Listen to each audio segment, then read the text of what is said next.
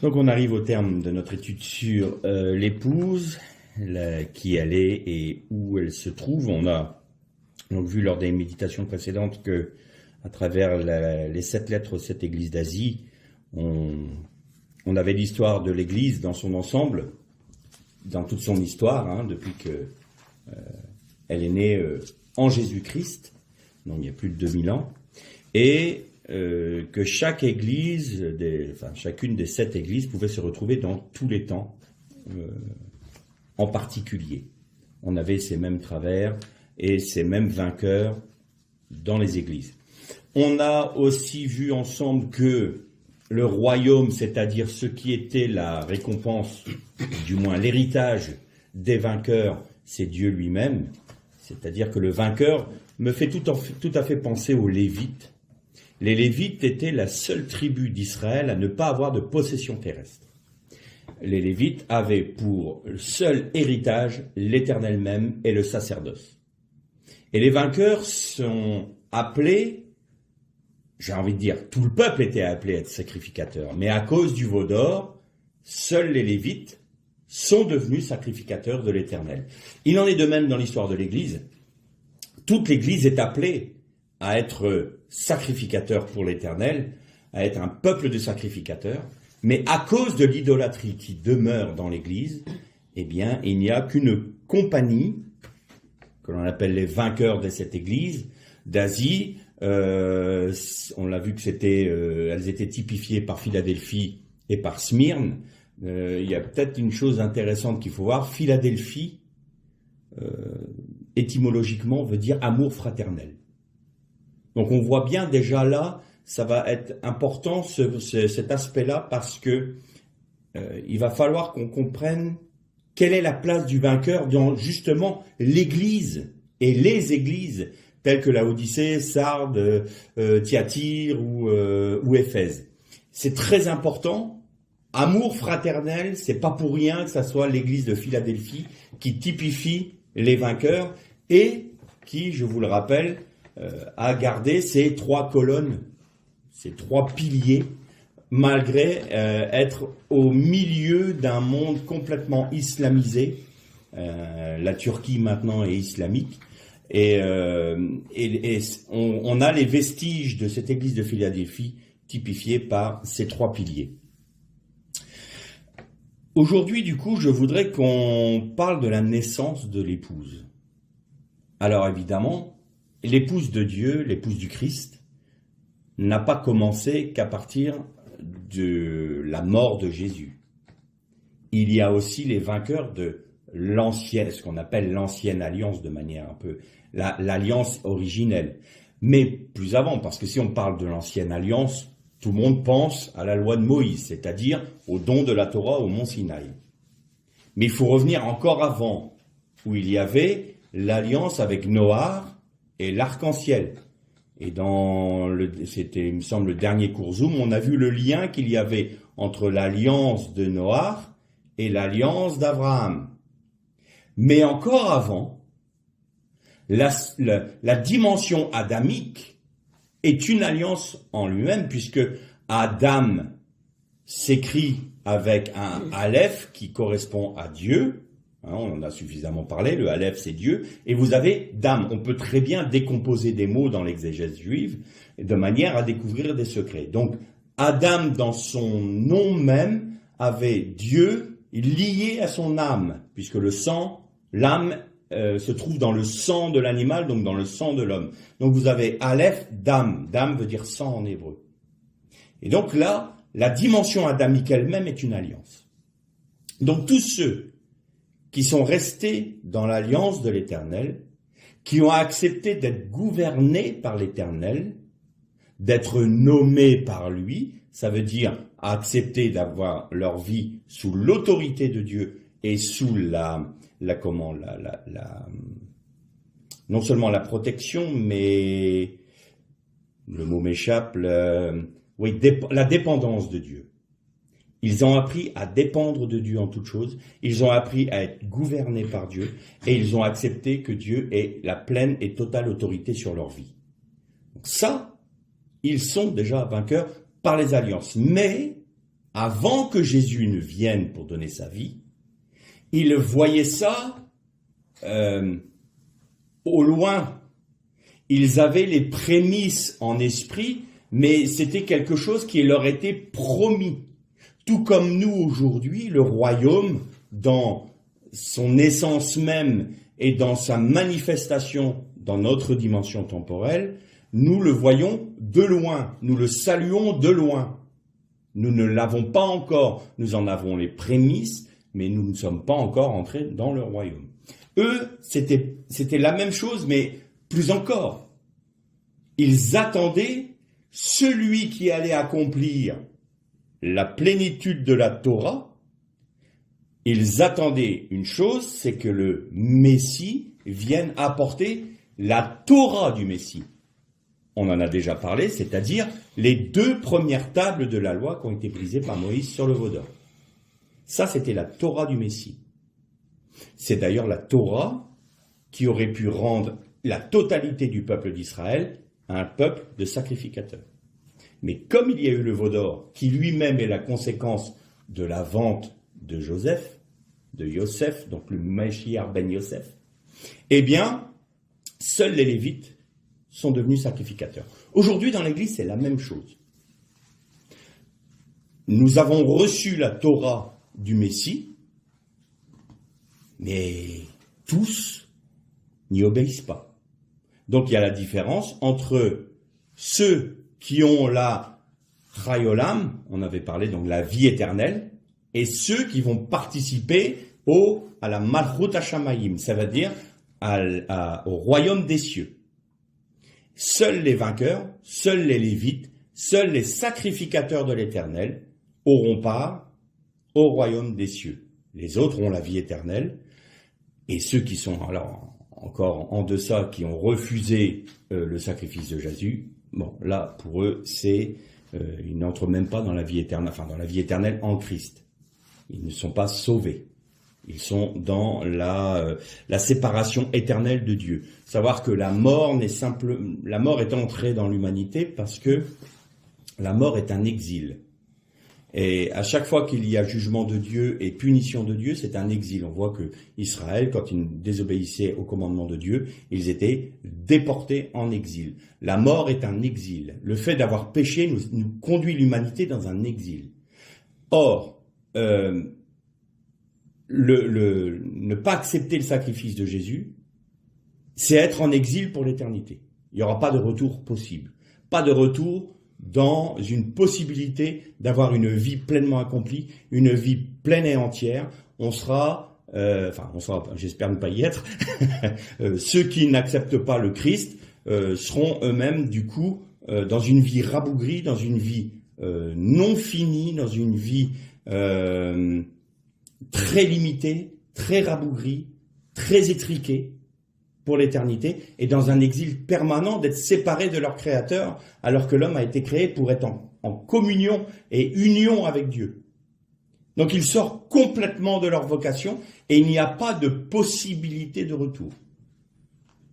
Donc nous dit la Bible, il est réservé à l'homme de mourir une seule fois, et c'est dans ce laps de temps-là que nous faisons notre choix.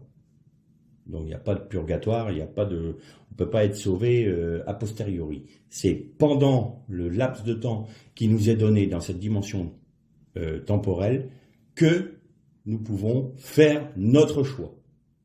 Donc sur 3 phases. Première, soit on est perdu en n'acceptant pas le Christ, soit on a le salut en Jésus-Christ, mais on ne veut pas perdre sa propre vie ici-bas pour la donner entièrement à Dieu et dépendre totalement de lui, auquel cas on a le salut, mais on perd notre récompense. Nous sommes donc ceux qui sont sauvés, mais comme à travers du feu. Toutes nos œuvres sont détruites parce que ce n'est que du bois et du chaume. Ou alors, nous sommes ceux qui acceptent d'ores et déjà de perdre notre vie ici-bas pour avoir notre héritage qui ne dépend pas de ce monde. On accepte d'avoir pour seul héritage Dieu lui-même. On veut rien d'autre que Dieu lui-même. Et on est prêt à tout rejeter comme de la boue. Notre vie présente n'a aucun intérêt. Je ne vais pas dire qu'on est complètement déconnecté du monde, mais ça ne prend pas le pas sur nos décisions de satisfaire le cœur de Dieu. Notre objectif, l'objectif du vainqueur, c'est de satisfaire le cœur de Dieu, de faire sa volonté, non pas ma volonté, mais la tienne.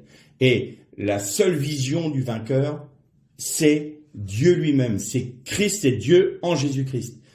C'est même pas le règne, c'est la personne même de Dieu, son héritage. Parce que là aussi, on peut avoir un achoppement. On peut dire, je veux être vainqueur parce que je veux régner avec Christ. Et là, à nouveau, vous savez, le piège il est toujours là.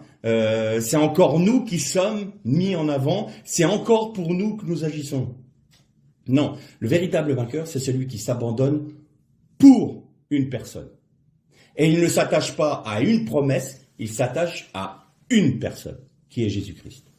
Et quand il est attaché pleinement et entièrement à Jésus-Christ, il est forcément introduit dans le cœur même du Père. Le vainqueur est d'ores et déjà dans le Saint des Saints. Même si la plénitude de cette réalité se fera au moment où il revêtira son corps de gloire, où là, il rentrera concrètement dans le Saint des Saints, de manière pratique, de manière concrète, de manière établie, eh bien, le vainqueur qui vit déjà de la vie du sanctuaire, du lieu saint, voit lui déjà que le voile est déchiré et que le lieu saint ne fait qu'une seule et même pièce avec le Saint des Saints. Il rentre totalement dans la pensée de Dieu. Pas parce qu'il est plus costaud, pas parce qu'il est plus fort, mais simplement parce qu'il compte que sur la grâce de Dieu en Jésus-Christ et par la puissance du Saint-Esprit. Ça, c'est le vainqueur. Le vainqueur, c'est donc l'épouse. Quand est-ce que l'épouse est née? Alors, on va regarder un peu le texte j'en ai déjà parlé, mais je rappelle parce que c'est toujours intéressant de se souvenir de ce qui a déjà été dit. Vous vous souvenez quand Adam a été endormi par Dieu, Dieu lui enlève quelque chose. Alors on dit, il enlève sa côte. C'est pas la côte, c'est Dieu pris du côté d'Adam. Il sépara Isha, donc la femme, du côté d'Adam. En quelque sorte, la femme, la dame dans sa plénitude, c'est mâle et femelle. La dame, c'est l'homme et la femme. C'est ça la dimension adamique. C'est pas qu'un homme et une femme. Et donc la femme était sur le côté de la dame, enfin le côté de Ish, de l'homme. Et Dieu sépara la femme du côté de l'homme, et il nous est dit, et il referma la chair par en dessous. Expression assez étonnante. Et le mot c'est vaïsgor. Vaïsgor vient du mot de la racine hébraïque sagar. Et sagar, alors veut dire refermer, clore, enfermer, mais plus que ça. Ça veut dire aussi un javelot. Le mot sagar veut dire un javelot. Et donc on avait d'ores et déjà là la dimension du deuxième Adam. Donc la femme, l'épouse de Ish, a été tirée de son côté, et l'épouse du Christ est née au moment où le soldat romain lui perça le côté, où il est sorti de l'eau et du sang. Ça a été la naissance de l'Église. La naissance de l'épouse. Mais on a un problème. Celui qui croit en Jésus-Christ est sauvé. Donc on part du principe que l'épouse, c'est celle qui est sauvée. Et non. Tout le monde était appelé, puisque le côté de notre Seigneur a été percé, l'eau et le sang ont coulé, et tous sont appelés à être l'épouse du Messie. Or, Apocalypse 17, je crois, nous dit, il y a les appelés, les élus et les fidèles. C'est eux qui vaincront la bête. Le Messie vaincra la bête et tous ceux qui sont appelés, élus et fidèles. vaincront également la bête. Donc, pour être vainqueur de la bête, il faut être appelé, là, tous le sont en Jésus-Christ. Il faut être élu, donc il faut accepter le sacrifice de Jésus. Le fait d'accepter le sacrifice de Jésus, nous sommes d'ores et déjà élus, le peuple, on devient membre du peuple élu, de l'Israël complet. Donc Israël selon la chair et Israël selon l'esprit en Abraham, dans la foi. Mais ceux-là seuls qui sont fidèles dans cette voie-là. Et qu'est-ce que c'est que fidèles? C'est ceux qui font toute la volonté de mon Père, a dit Jésus. Tous n'entreront pas dans le royaume des cieux. Tous n'entreront pas dans le Malchut Hashamayim. Ceux-là seuls qui font la volonté de mon Père. C'est dans Matthieu. Et toutes les paraboles du royaume nous parlent de cette dimension-là. Donc vous avez les vierges folles, les vierges sages, vous avez les serviteurs qui a 10 talents, 2 talents, 1 talent. Là, on nous parle de tout. On nous parle des vierges qui ne seront pas accueillies dans les noces de l'agneau, parce qu'elles n'ont pas pris une réserve d'huile. Donc, elles ne se sont pas intéressées. Elles ne se sont pas intéressées au retour de leur Seigneur. Elles ne se sont pas préparées. Elles n'avaient pas d'huile. Les vierges sages, elles avaient de l'huile, elles se préparaient. Mais la longueur de l'attente a fait qu'elles se sont assoupies aussi. Mais au moment où le chauffard a retenti, le moment où le son, la terroie du chauffard, le son éclatant du chauffard a retenti, elles se sont réveillées parce que c'est quoi la terroie du chauffard? Mais c'est voir l'accomplissement des prophéties que les prophètes nous ont données. La résurrection d'Israël, le fait que le peuple juif, tous les juifs retournent en Israël, tout ça, c'est le chauffard qui sonne en permanence et qui vous dit, l'époux revient. Et celles et ceux qui s'attendent au retour du Seigneur ont de l'huile en réserve, c'est-à-dire disent oui, j'attends le Seigneur, je vais me plonger dans la Torah, et ça y est, je me détache de tout ce qui est du monde, et je focalise mon attention sur mon Seigneur et sur mon époux. Rien d'autre ne m'intéresse, il n'y a que ça. Les vierges folles, elles disent oui, bon, d'accord, il revient, entendu, je me réveille, mais on a encore un peu de temps, et on se prépare pas, on n'a pas d'huile. Puis le moment arrive, elles comprennent que les vierges sages, elles ont une intimité avec le Seigneur qui leur fait défaut. Est-ce que vous pouvez nous donner la clé de cette intimité?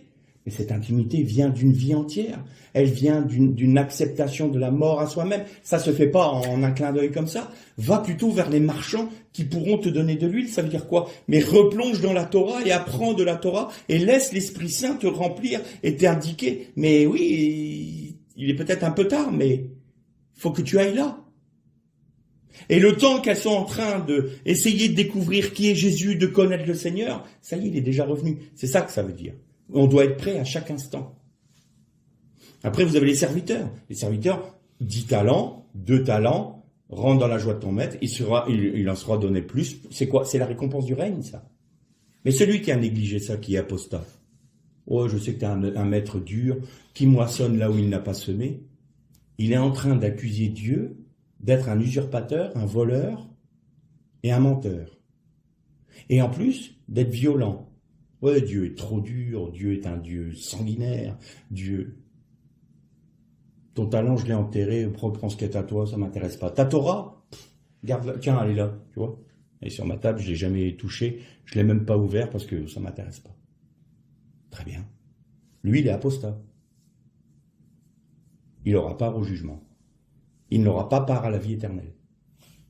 Et après, vous avez les boucs et les brebis. Et là, c'est les nations qui sont jugées. Et parmi les nations, il y a ceux qui sont justes et ceux qui ne sont pas justes. Et ils seront jugés par rapport à quoi? Selon l'attitude qu'ils auront eue envers Israël. Si vous avez fait cela pour un de mes frères, dit Jésus. Les frères de Jésus, c'est Israël, c'est les Juifs, c'est le monde hébraïque. Donc vous voyez, tout ça nous parle du royaume. Donc, l'épouse est née du côté de Jésus. Et on va lire un texte qui est très intéressant, parce que ça donne un complément, et on a parfois du mal à le comprendre, et on le trouve dans le livre de l'Exode, au chapitre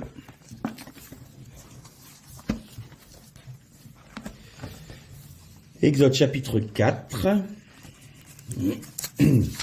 et on va lire au verset 24 à 26. Donc c'est Moshe qui est appelé par l'Éternel, il doit aller auprès de Pharaon, et puis en chemin, il arrive cette scène. Pendant le voyage au campement, le Seigneur le rencontra et chercha à le faire mourir. Tsipora, donc Séphora en français, prit un silex, coupa le prépuce de son fils et lui fit toucher ses pieds en disant « Tu es pour moi un époux de sang ».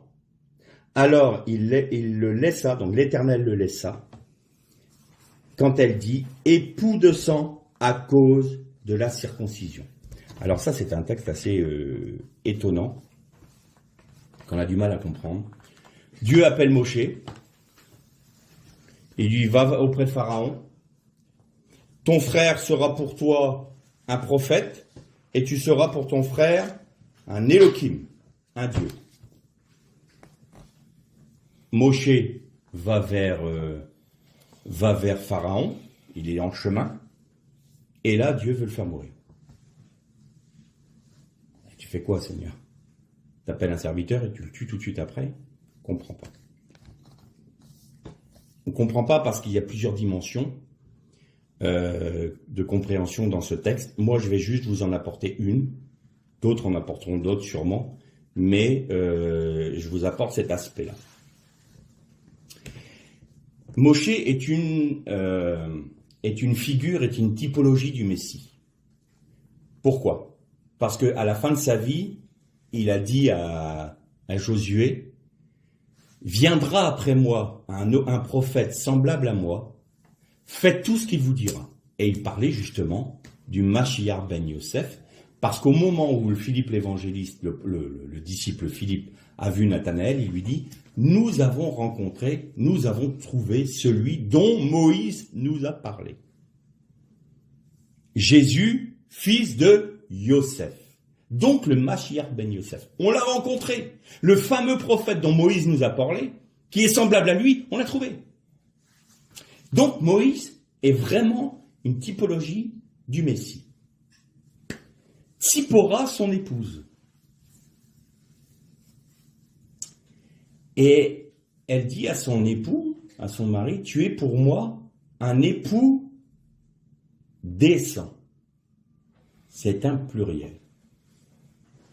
C'est pas du sang, c'est sang au pluriel. Alors avant de parler du sang, parce qu'il y a une dimension très intéressante dans ce domaine-là, on va parler du silex. C'est la traduction que l'on a donnée, mais c'est une pierre, c'est une roche aiguë, littéralement. Et roche se dit tsour. Vous vous souvenez du rocher, le rocher des âges, le rocher sur lequel je m'appuie, tu me mets sur le sommet du rocher, tu es ma haute retraite, c'est le mot tsour. Et là, Tsipora s'écrit avec un tsadé, un P, un resh et un he. Et vous avez la première lettre de Tsipora. Tsipora veut dire un oiseau. Première lettre, c'est un tsadé, et l'avant-dernière lettre, c'est un resh. Et vous avez tsour. Et tsour, comme ça, veut dire une pierre aiguisée, une pierre aiguë. Mais si vous rajoutez la dimension messianique, donc en Moshe, dans ce tsour-là, vous rajoutez un vav au milieu.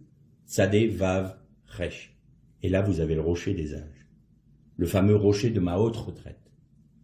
Et si vous prenez donc les lettres qui restent de Tsipora, vous avez le mot po. P, he. Et le mot po, c'est ici. En d'autres termes, la dimension messianique nous montre que le rocher des âges est ici, à ce moment-là. Tsipora dit à Moshe, le rocher de notre salut est ici. dans le fait que je coupe le prépuce de notre fils.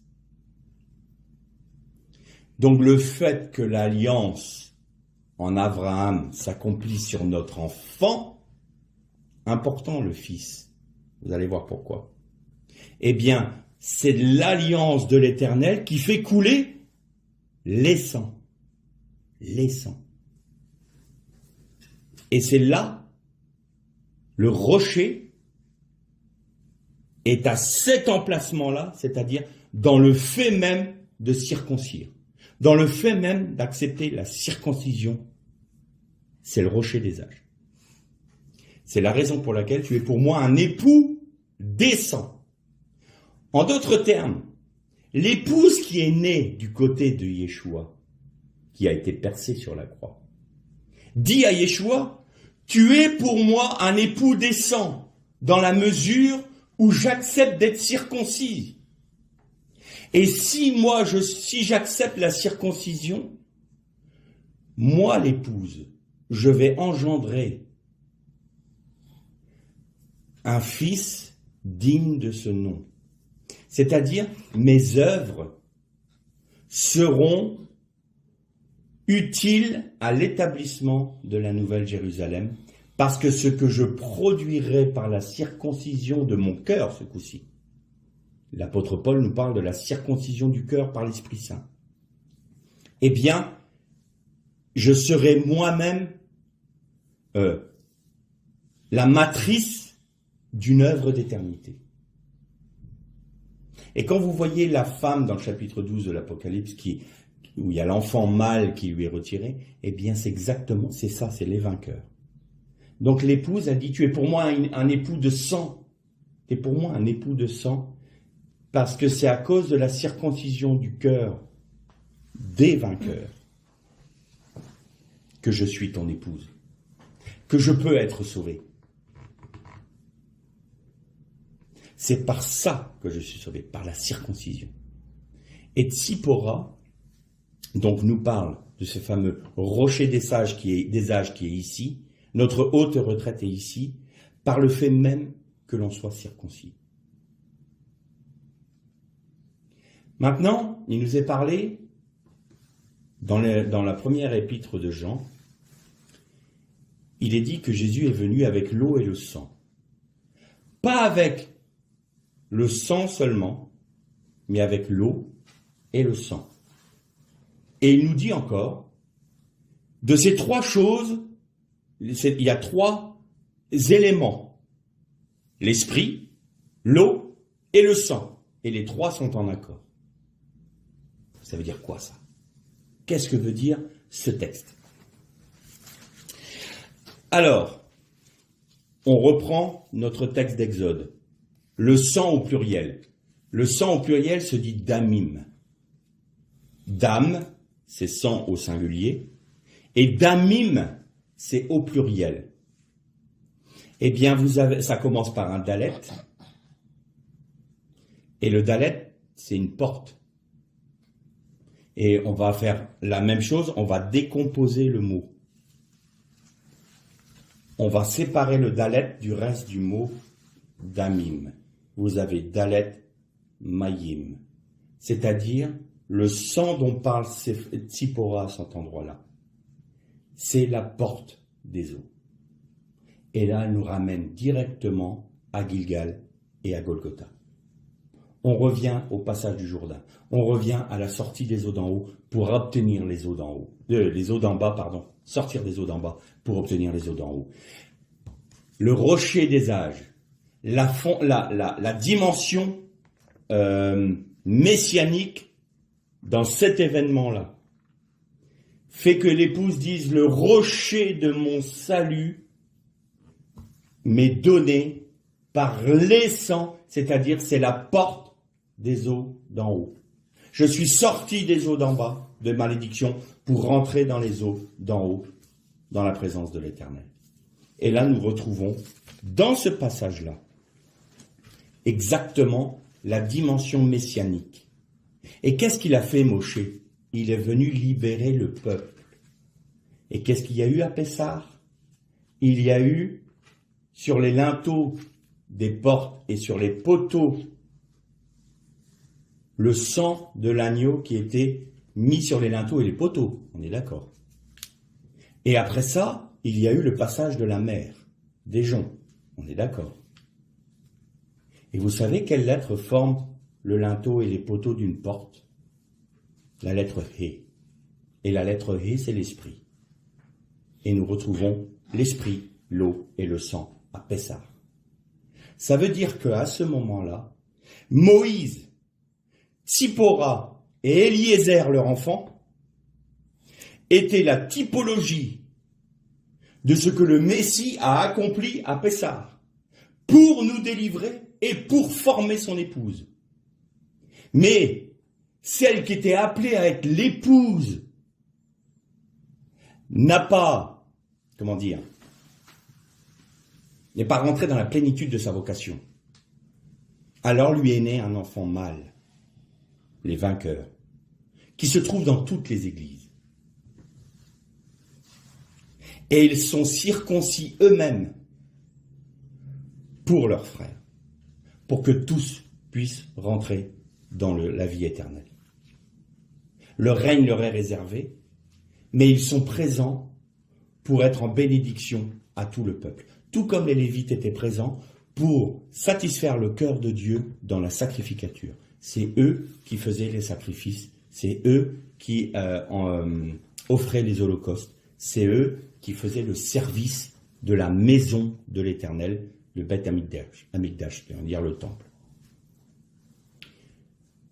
Donc les vainqueurs sont au milieu des églises. Et ils acceptent eux, d'être circoncis. Vous avez vu que c'est l'enfant qui est circoncis. Et c'est la femme de Moshe, c'est-à-dire c'est ceux qui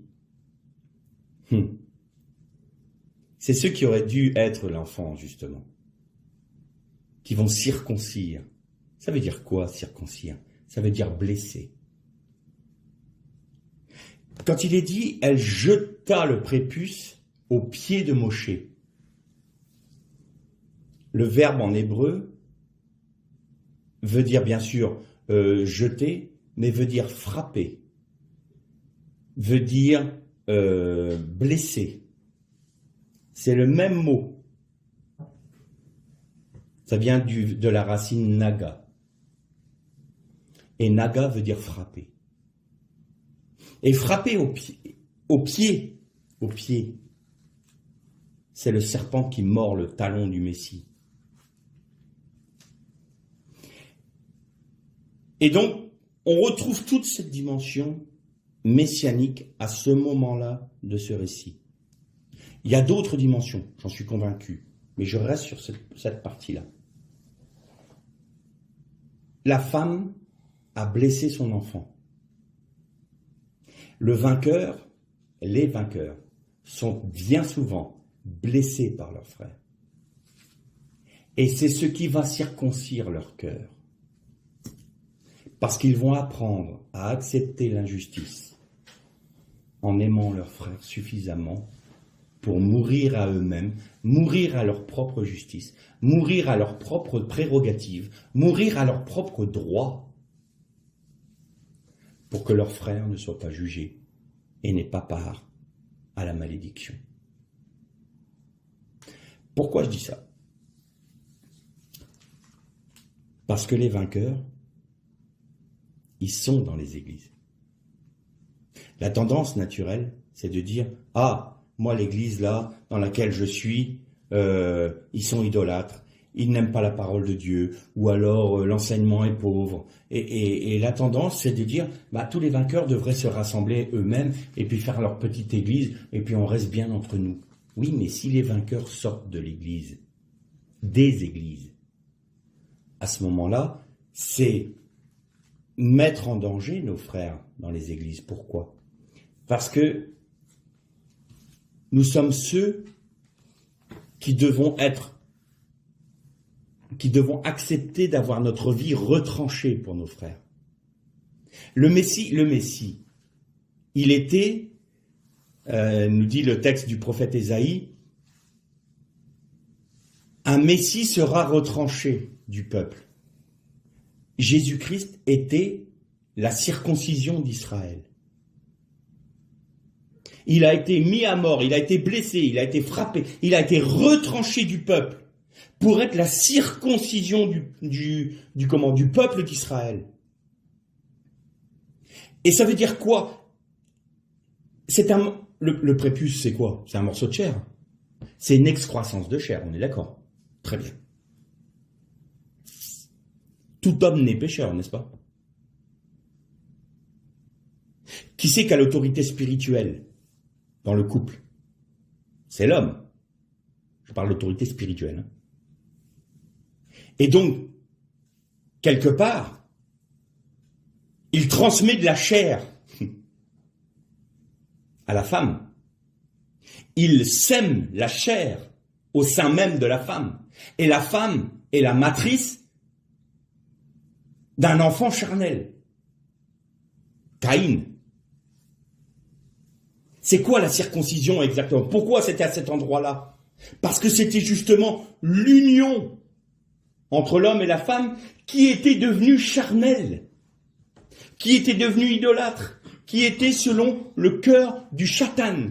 Alors il fallait trancher la chair, il fallait que le sang coule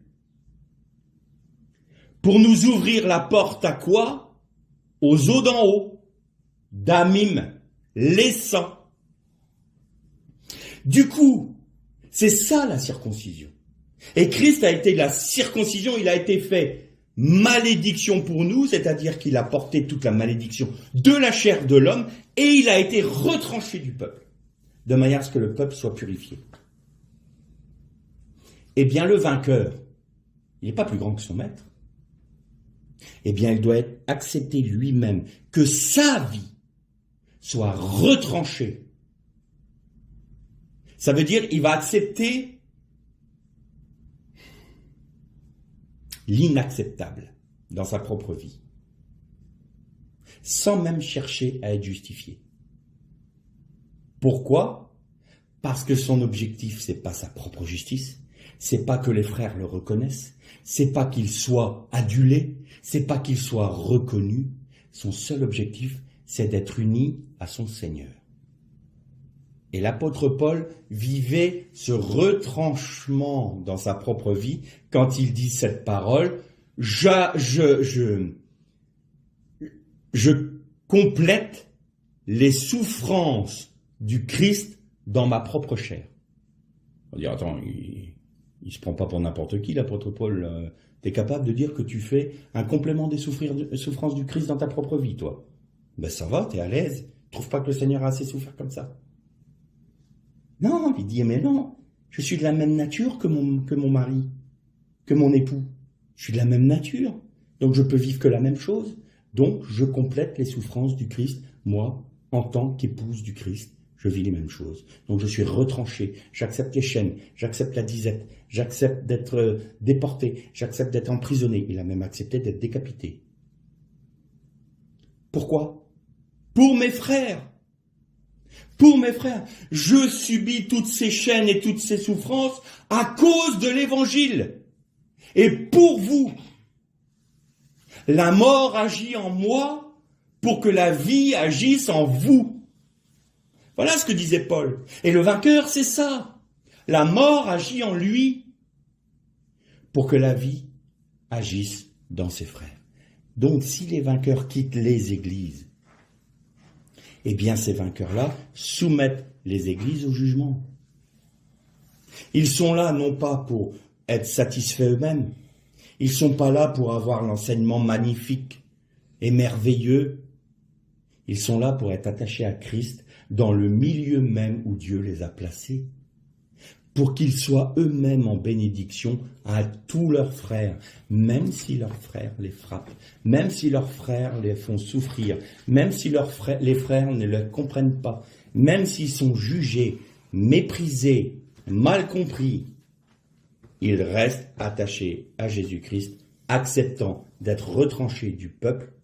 Voilà, quand on est rejeté par nos frères, quand on est mal jugé par nos frères, quand on est ostracisé par nos frères, on est retranché. Et on est retranché à cause de quoi? De notre obéissance.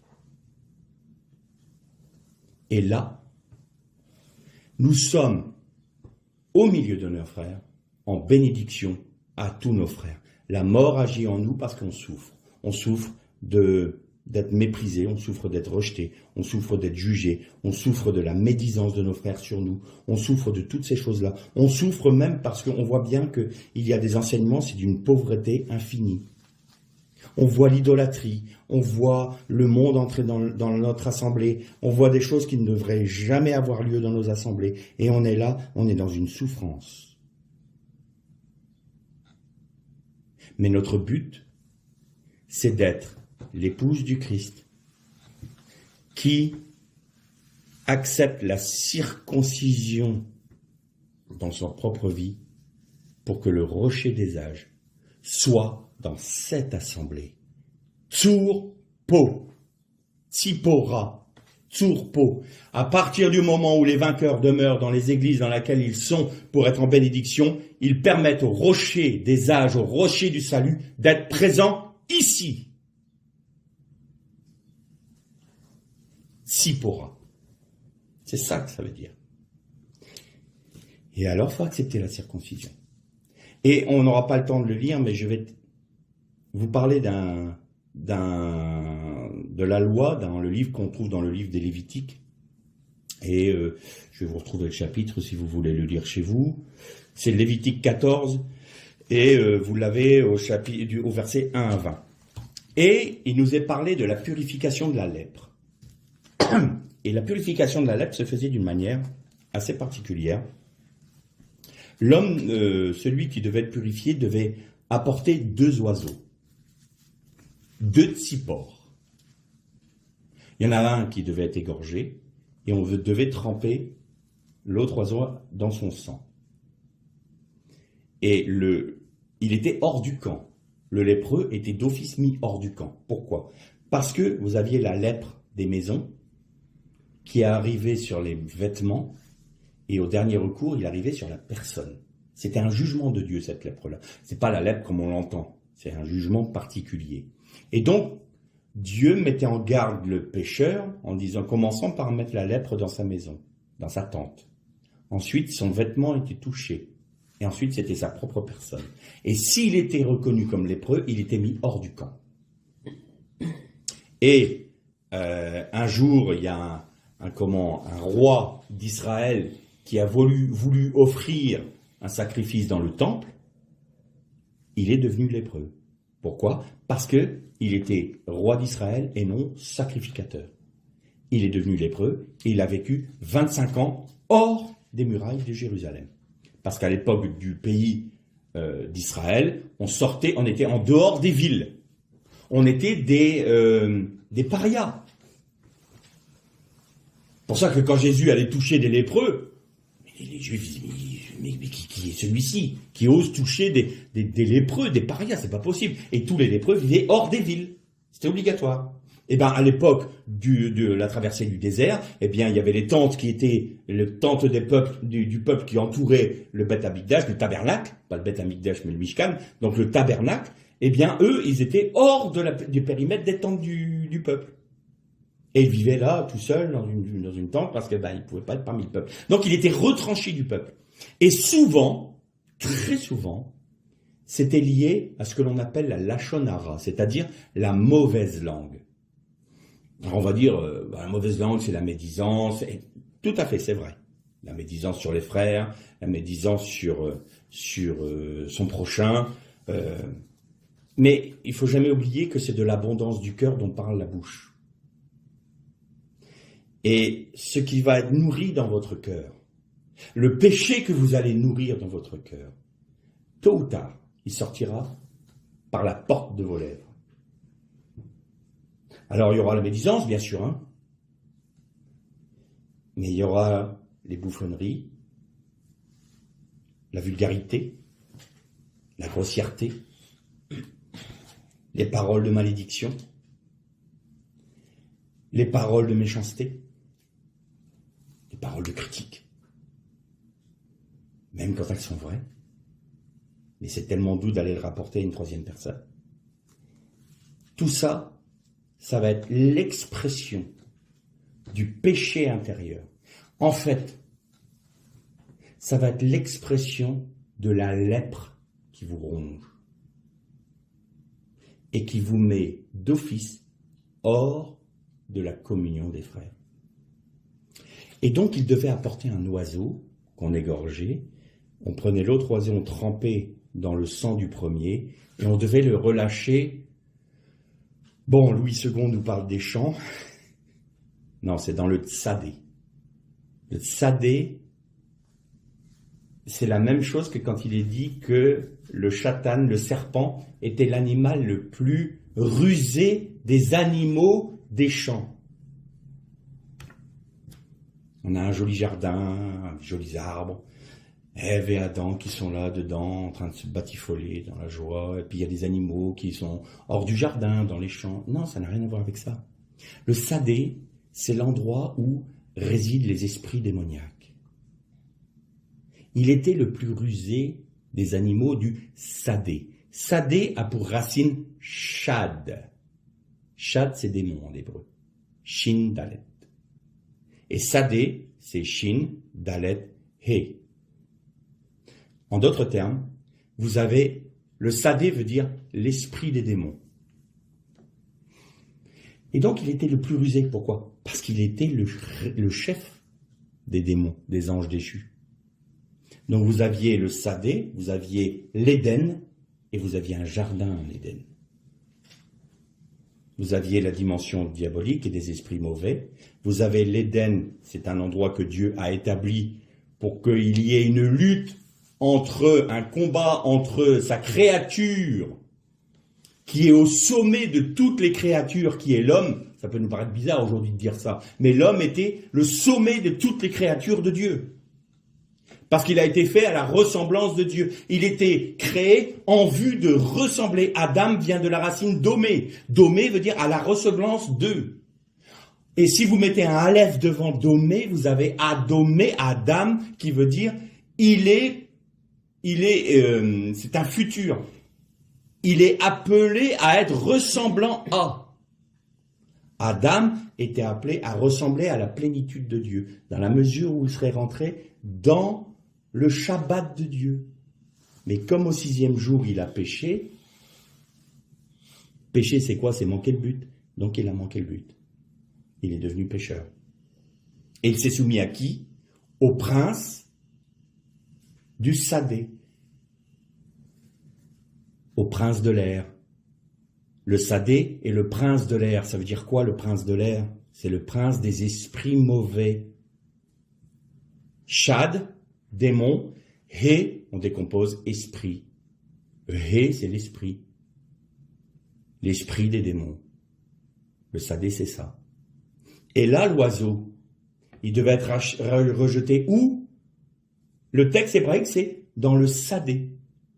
C'est-à-dire que le péché que a nourri cette personne qui est devenue lépreuse, une fois qu'il se purifie, il est rendu acquis de droit dans le Sadé. C'est exactement l'image pour une personne de Yom Kippour. Vous aviez le premier bouc qui était immolé et dont le sang devait être aspergé sur l'arche d'alliance et sur le sol, et l'autre bouc où tous les princes d'Israël imposaient les mains pour transmettre le péché de tout le peuple, et il était rejeté où? Dans le désert, dans le Sadé.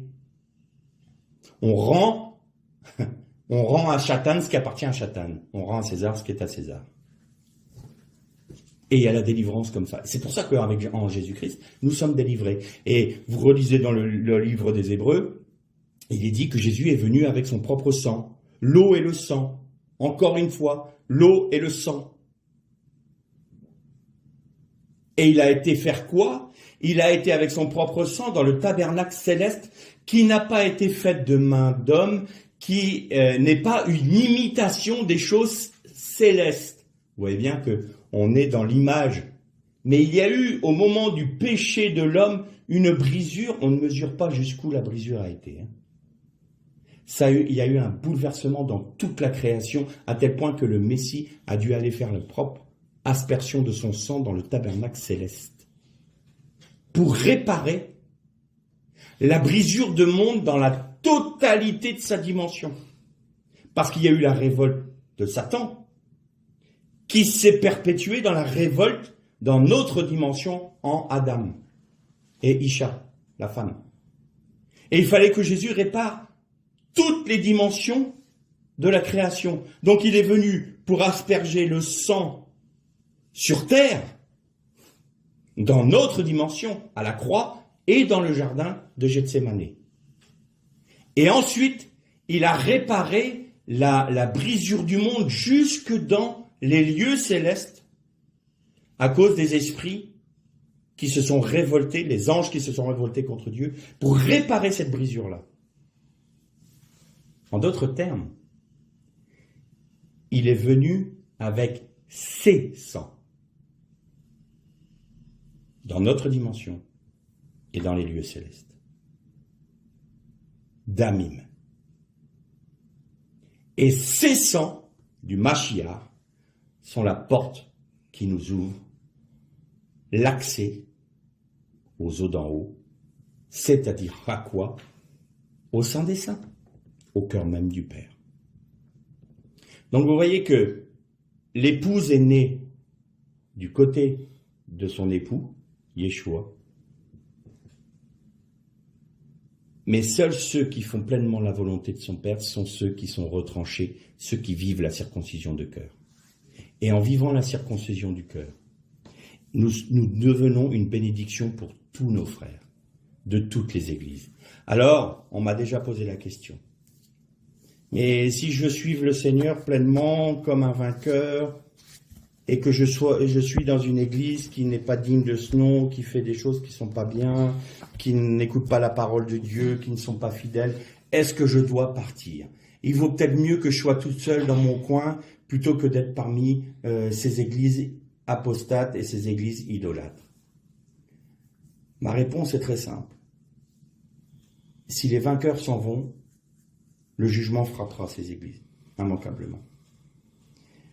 C'est parce qu'il y a des vainqueurs dans les églises que l'église n'est pas frappée. Vous avez noté que quand Lot a été sauvé du jugement sur Sodome et Gomorrhe, la Bible nous dit, et l'Éternel se souvint de sa justice? L'Éternel se souvint de Lot? Non. L'Éternel se souvint d'Abraham. Parce qu'Abraham avait accepté d'être nommé par Dieu, d'être dépendant de Dieu, d'être soumis à Dieu, de ne pas avoir d'héritage lui-même. Qu'est-ce qu'il a eu comme un héritage sur terre? Un tombeau. Point. À Hébron. Le tombeau qu'il a acheté de ses propres deniers pour enterrer Sarah. Et ça a été le seul héritage qu'il a eu. Mais c'était quoi son héritage? C'était l'Éternel et personne d'autre. Et donc, il a accepté de ne pas avoir d'héritage. Il a accepté que son neveu, qu'il avait sauvé, puisque son frère Hachan avait été tué par Nimrod. Et donc, Lot s'est retrouvé sans père, et donc Abraham l'a dit, viens avec moi. Je te prends avec moi. Tu vas être au bénéfice des mêmes bénédictions et des promesses que l'Éternel me fait. Je te prends sous mon aile. Et qu'est-ce qu'il a fait, Lot? On a des discordes, on a des disputes, là, ça marche pas tous les deux. Je vais regarder qu'est-ce que je peux faire, vaut mieux qu'on se sépare. Et Abraham a dit, écoute, moi je suis l'ancien, j'aurais pu dire ça, je suis ton oncle. Eh bien écoute, je vais prendre les verts pâturages qui sont en bas, là-bas, et toi t'as qu'à rester là. Non, Abraham lui dit, choisis le chemin que tu veux emprunter, va où tu veux. Mais seulement qu'il n'y ait pas de querelle entre nous. Et Lot leva les yeux. Souvent, lever les yeux, c'est, on dit, on lève les yeux vers l'Éternel. On lève les yeux vers les montagnes d'où nous viendra le secours. Mais là, Lot leva les yeux dans une convoitise. Et il vit les vallées de Sodome et Gomorrhe comme étant un jardin d'Éden. Et il dit, je vais aller par là-bas, en direction d'eux. Ça, c'est l'idolâtrie. Nos frères dans les églises qui, je ne les juge pas, je ne porte pas un jugement de valeur, mais qui ne veulent pas suivre pleinement, qui ne veulent pas mourir à eux-mêmes et suivre pleinement la Torah, qui ne veulent pas obéir aux commandements de Dieu, même les plus simples, les plus évidents à comprendre. On n'y obéit même pas. Eh bien, ils sont en direction d'eux. On accepte que le monde rentre dans les églises. On accepte tout ça. Eh bien, le vainqueur doit rester auprès des chaînes de Mamré. Pourquoi? Parce qu'un jour, Lot aura besoin de son oncle. Quand il aura été pris par les 5 rois, c'est Abraham qui va sauver Lot. Eh bien, les vainqueurs sont ceux qui vont sauver le peuple. Parce que si jamais les vainqueurs s'en vont, et qui ne prient pas pour leurs frères, qui ne se sacrifient pas pour leurs frères, qui ne perdent pas leur vie pour leurs frères, eh bien, ils ne seront pas présents le jour où il faudra les sauver. Et le danger qu'il y a, c'est que en allant en direction de Sodome, on soit complètement pollué par Sodome et qu'on devienne apostat. Si nous quittons nos assemblées, il y a un grand risque que ces assemblées deviennent apostates. Et là, c'est Sarde de mémoire dit « Tu es morte. Il y a parmi toi quelques-uns. Ils sont pas en forme, mais je te demande de les revivifier. Et comment tu peux être revivifié? Parce qu'en ton sein, il y a des vainqueurs. Aux vainqueurs, je donnerai. Aux vainqueurs.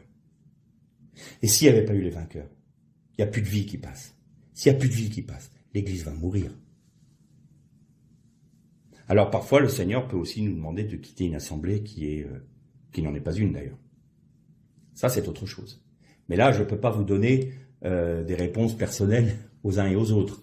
Il est évident que vous devez être conduit par le Seigneur, conduit par le Saint-Esprit, mais la logique, c'est que les vainqueurs demeurent dans leurs assemblées pour être en bénédiction à leurs assemblées. Après, il peut y avoir des cas particuliers, mais là, ça ne m'appartient pas. Je ne peux pas répondre dans des cas particuliers. Mais quoi qu'il en soit, que tout soit fait selon le cœur de Dieu, il faut qu'on soit pleinement convaincu que le Seigneur nous demande de partir. Ça peut arriver, parce qu'il peut arriver qu'à un moment, telle la Odyssée, le Seigneur, il est à la porte. Et les vainqueurs sont parfois à la porte et ils frappent. Mais on ne veut pas les écouter. Vous voyez ce que je veux dire? Donc, il y a des moments, oui, effectivement, il peut y avoir ça. Mais ça, c'est vraiment du cas par cas. Mais la logique, le vainqueur, il est au sein même des églises qui ont des failles, qui acceptent la doctrine des Nicolaïtes, qui acceptent la prostitution spirituelle, donc l'idolâtrie de Jézabel. Sardes qui est, pour ainsi dire, morte. Il n'y a plus de vie en elle. Laodicée qui est tellement préoccupée des choses matérielles que le retour du Seigneur... Moi non, on est riche, on est beau, on est propre, on est bien. On n'a besoin de rien. Vous avez Éphèse qui a perdu son premier amour. Oui, on est dans le milieu de ces églises-là. Et on ne doit pas les regarder en disant « Oh, vous avez vu comment ils sont. Non, mais quand même, qu'est-ce qu'ils sont minables. » Non, Seigneur, je me mets à part exprès, moi-même, pour mes frères. Je me sanctifie moi-même parce que tu t'es sanctifié toi-même. C'est de ta sanctification que je me sanctifie pour eux, pas pour moi. Moi, ma récompense, c'est d'être en toi. Mais Seigneur, que mes frères restent debout, qu'il n'y ait pas d'apostasie. Seigneur, garde mes frères. Et on reste sur la brèche.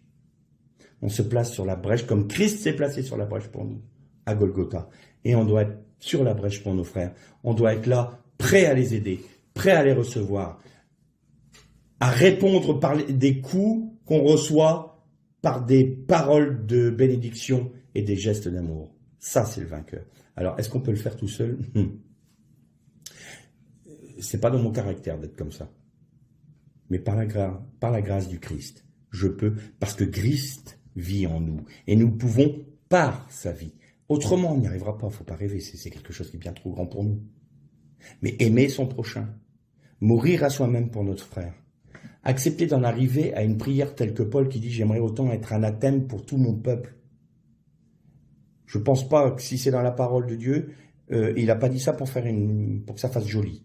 Il le pensait vraiment. Mais comment pouvait-il penser ça vraiment? Simplement parce que c'est Christ en lui qui disait ça.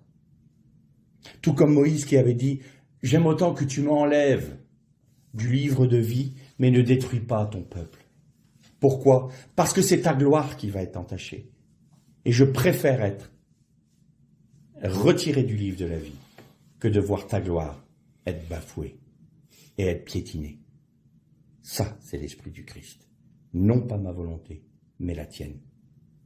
Être victorieux, c'est être pleinement soumis à l'autorité du Christ. Et c'est garder le seul héritage qui est le nôtre, c'est Jésus-Christ. Pourquoi? Parce qu'il est venu avec ses sangs qui nous ouvrent les portes des eaux d'en haut. Et Tsipora fait de nous, par la circoncision de nos cœurs, que Christ, à travers nous, peut être le rocher du salut, le rocher de la délivrance, dans le lieu, ici, dans le lieu même où Dieu nous a placés. Alors nous sommes appelés à ça, tous. Premièrement par le salut, et ensuite par la fidélité dans la circoncision de nos cœurs, par l'œuvre du Christ en nous. Par le moyen de la foi et par la puissance du Saint-Esprit. Seulement, il faut qu'on reste fidèle dans cette dimension. On peut très bien être fidèle, je disais la dernière fois, 70 ans, et la dernière année, louper la marche. La vie de victoire, la vie de vainqueur, est quelque chose de très sensible. À partir du moment où on se laisse happer par autre chose que notre Dieu, notre Messie, si notre but, tout d'un coup, dévie de sa personne pour aller vers « je vais avoir ma couronne, j'aurai le droit à ceci, je fais ça pour que je puisse être... » Ça y est, on a commencé déjà à dévier. Il faut nous rattraper tout de suite. Non, non, non. Mais mon âme, tu te tais et tu portes les yeux sur Christ qui est ton héritage. Le vainqueur, c'est ça. Et ils l'ont vaincu à cause du sang de l'agneau, de la parole de leur témoignage, et qu'ils n'ont pas aimé leur propre vie jusqu'à la mort. L'Er le Shalom.